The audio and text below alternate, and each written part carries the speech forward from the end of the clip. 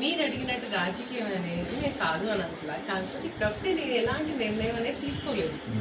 అది ఇది నేను ఇప్పుడు ప్రస్తుతం చేస్తుంది ఏంటంటే రాధారంగ మిత్ర మండలి రంగగారి అభిమానుల కోసం అని చెప్పి నా ఫస్ట్ స్టెప్. ఇది ఎప్పుడైతే ప్రాపర్ స్ట్రక్చర్ అయ్యింది అనుకోండి, అంత సరిగ్గా రన్ అవుతుంది అనుకోండి, రన్ అయిన తర్వాత అప్పుడు నేను ఏంటంటే రాజకీయంగా ఏ నిర్ణయం అనేది ఇంకా టైం ఉంది ఎలక్షన్స్కి. కానీ ఒకటి నా రాజకీయ నిర్ణయానికి రాధారంగ మిత్ర మండలికి ఎలాంటి లింక్ ఉండదు. ఎందుకంటే రాధారంగ మిత్ర మండలిలో అన్ని పార్టీలు ఉన్నారు. నేనంటూ వీళ్ళని పోస్ట్ చేశానంటే మళ్ళీ పార్టీ ఇదైపోతా, ఆర్గనైజేషన్ అయిపోతుంది. నాకేంటంటే అది దానంతటి స్వచ్ఛందంగా ఒక ఆర్గనైజేషన్ కింద రన్ అవ్వాలి. అన్ని పార్టీలలో ఉండాలి, అన్ని కులాలలో ఉండాలి, అన్ని మతాలలో ఉండాలి రాధారంగ మిత్ర మండలిలో. సో ముందు ఆ కార్యక్రమం మీద నేను ఫోకస్ పెడుతున్నాను. తర్వాత నా రాజకీయ నిర్ణయం అనేది తర్వాత ఉంటుంది.